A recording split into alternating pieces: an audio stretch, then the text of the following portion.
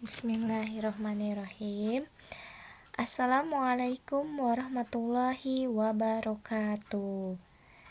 Selamat pagi semuanya. Bagaimana kabarnya hari ini? Semoga selalu sehat walafiat ya. Amin. Baik, kita sebelumnya sudah membahas mengenai salah satu sel elektrokimia, yaitu sel Volta. Nah, dalam sel Volta, reaksi redoks spontan digunakan sebagai sumber listrik. Tapi, materi yang akan kita pelajari sekarang adalah mengenai sel elektrolisis. Nah, kalau sel elektrolisis ini kebalikan dari sel Volta. Dalam sel elektrolisis, listrik digunakan untuk melangsungkan reaksi redoks yang tidak spontan. Gitu. Bagaimana susunan sel elektrolisis? Perhatikan gambar berikut ini. Dalam gambar berikut, apa yang kalian lihat? Benar, ada wadah, terus ada elektroda, ada batu baterai. Ya. Elektrode, sumber arus listrik, dan satu lagi, ada larutan. Nah, larutan di sini adalah larutan elektrolit. Larutan elektrolit ini ada yang berupa lelehan dan ada yang berupa larutan. Ini adalah susunan-susunan yang digunakan dalam sel elektrolisis.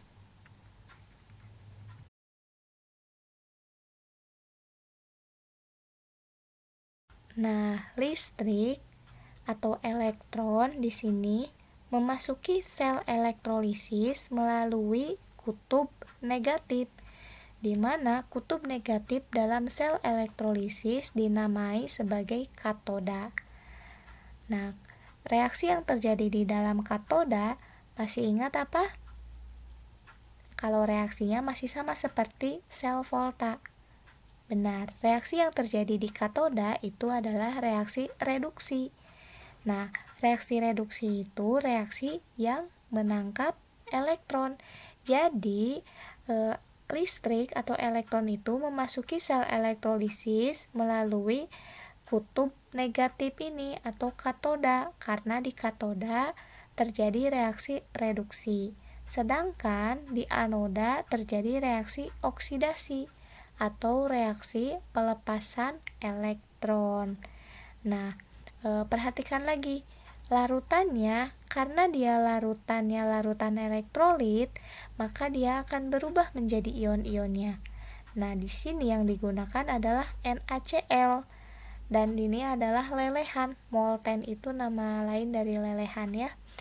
Nah, lelehan NaCl dia akan berubah menjadi ion Na+ dan ion Cl-.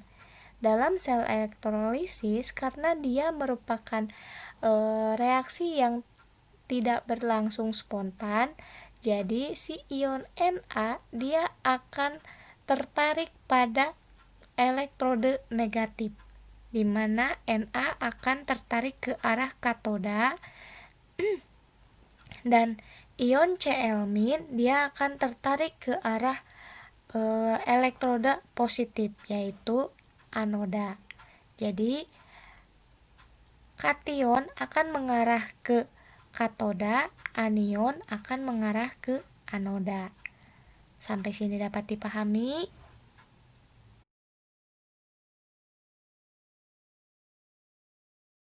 Hingga Ibu terangkan kembali bahwa katoda itu muatannya negatif, kalau anoda itu muatannya positif. Jadi kalau disingkat, bisa kalian gunakan istilah KNAP.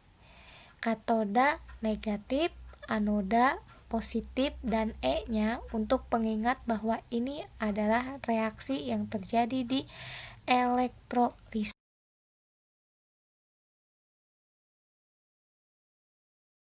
Selanjutnya, reaksi elektrolisis. Nah, reaksi elektrolisis ini terdiri dari reaksi di katoda dan reaksi di anoda. Nah, kalau tadi sudah diterangkan bahwa reaksi di katoda adalah reaksi reduksi dan reaksi di anoda adalah reaksi oksidasi, keduanya bergantung pada besarnya potensial elektrode, di mana kalau dalam katode maka yang digunakan adalah potensial reduksi paling besar, sedangkan kalau di anode yang digunakan adalah potensial oksidasinya yang paling besar. Nah, reaksi ini dipengaruhi oleh bahan dari elektrode dan ion-ion di sekitar elektrode. Artinya dipengaruhi oleh larutan elektrolit yang ada di sekitar elektrode.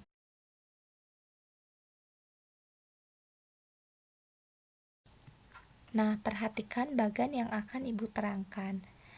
Karena dipengaruhi oleh ion-ion yang ada di sekitar elektrode, itu artinya bila larutan, maka dia dipengaruhi oleh ion dari air dan ion dari zat yang terlarutnya, dan disinilah peran dari keduanya tersebut. Kalau reaksi di katode, bila di sekitar katode terdapat ion positif dari asam, maka yang tereduksi adalah H+ dari asamnya, di mana reaksinya adalah sebagai berikut. 2H+ ditambah 2 elektron menghasilkan H2.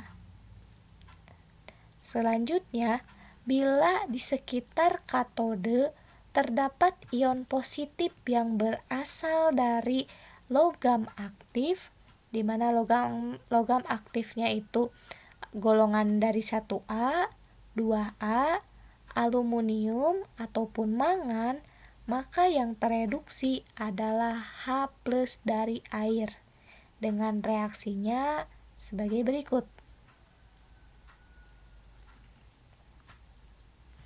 Dan selanjutnya, bila ternyata di sekitar katode terdapat ion positif yang berasal dari logam lain selain yang sudah diterangkan tadi, nah misalnya dari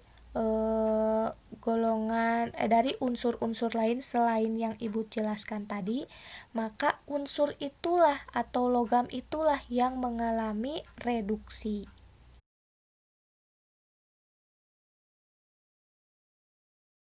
Kalau sebelumnya diterangkan reaksi di katode dengan hanya dipengaruhi oleh ion-ion yang ada di sekitar elektrode, berbeda ceritanya dengan reaksi yang terjadi di anode.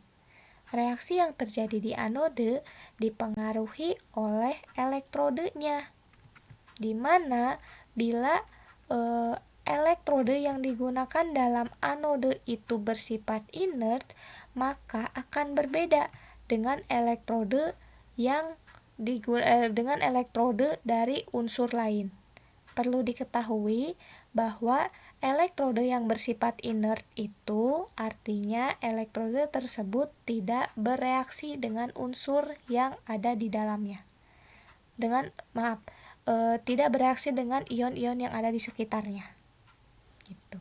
Nah, di mana elektrode inert itu ada grafit atau karbon, ada platina, PT, dan ada emas atau aurum. Nah, bila elektrode inert ini ada di anoda, maka ion negatif di sekitar anoda yang akan bereaksinya. Nah, ion negatif yang seperti apa yang akan bereaksi di anode? Pertama, bila ion negatifnya itu merupakan basa, maka OH- yang akan bereaksinya dengan reaksi seperti yang ada di layar. Kemudian, bila ion negatif di sekitar anodenya itu ternyata halogen, ion dari halogen misalnya Cl, Br, atau I, maka ion halogen itulah yang akan bereaksinya. Dan kemudian yang terakhir, bila ion negatif di sekitar anode adalah sisa dari asam oksi, misalnya SO4 2-, PO4 3-, NO3-, dan lain sebagainya, maka yang teroksidasi adalah H2O dengan reaksi seperti yang ada di layar. Nah, ini yang ketiga ini bisa bereaksi apabila elektrode yang digunakannya itu bersifat inert atau tidak bereaksi. Misalnya PP, AU, atau C ya. Tapi bila elektrode yang digunakannya itu di luar itu, maka elektrode itulah yang akan bereaksi atau yang akan teroksidasi dengan reaksi logam apa yang digunakan akan berubah menjadi ion dari logam tersebut gitu. Nah, mungkin masih pusing ya untuk teorinya. Kita akan lanjut ke contoh soal. Sampai di sini untuk materinya. Jadi nanti bisa dibuka lagi kalau butuh pencerahan. Assalamualaikum warahmatullahi wabarakatuh.